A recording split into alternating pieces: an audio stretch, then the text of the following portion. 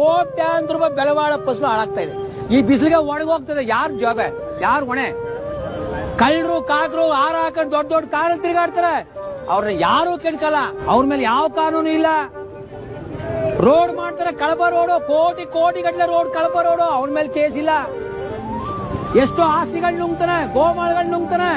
ಅವ್ರ ಮೇಲೆ ಯಾರ ಮೇಲೂ ಕೇಸ್ ಇಲ್ಲ. ಇವತ್ತು ಏನೋ ಸಿಂಗಲ್ ಪೇಜ್ ಕರೆಂಟ್ ಹಾಕೋಣ ಅನ್ಬಿಟ್ಟು ನಿಜಪ್ಪ ರೈತರು ಬೆಳೆ ಒಣಗ್ತಾ ಇದೆ. ಓಟ್ಸ್ ಯಾರು ಕೊಡ್ತಾ ಇದೋ? ಈ ದೇಶಕ್ಕೆ ಅನ್ನ ಹಾಕ್ತಾ ಇದೀವಿ. ಯಾವ್ದು ಅಕ್ರಮ? ಎಷ್ಟು ಕೋಟಿ ಅನ್ಯಾಯ ಮಾಡ್ತಾರೆ, ಎಷ್ಟು ಕೋಟಿ ಲೂಟಿ ಮಾಡ್ತಾ ಇದಾರೆ. ರೈತರು ಕರೆಂಟ್ ಹಾಕೊಂಡು ಯಾರಿಗೆ ಬೆಳೆದು ಕೊಡ್ತಾ ಇದಾರೆ? ಈರುಳ್ಳಿ ತಿನ್ಕೊಳ್ಳೋಣ, ಒಬ್ಬನೇ ತಿನ್ಕೊಳ್ಳೋಣ. ಭತ್ತ ಬೆಳೆದ್ರೆ ಒಬ್ಬ ತಿನ್ಕೊಳ್ಳೋಣ. ನಾವು ಈ ದೇಶಕ್ಕೆ ಅನ್ನ ಹಾಕ್ತಾ ಇದೀವಿ ಕಡಿಮೆ ರೇಟಲ್ಲಿ. ರಾಜಕಾರಣಿಗಳೇ, ಅಧಿಕಾರಿಗಳೇ, ಭ್ರಷ್ಟ ಅಧಿಕಾರಿಗಳೇ ತಿಳ್ಕೊಳ್ಳಿ. ನೇರಳು ಕೂತ್ಕೊಂಡು ಬರ್ದವ್ರು 1 ಲಕ್ಷ 2 ಲಕ್ಷ ಸಂಬಳ. ನಾವು 9 ಗಂಟೆಯಿಂದ 4 ಗಂಟೆಗೆ ದುಡಿದ್ರು ನಂಗೆ 400 ರೂಪಾಯಿ.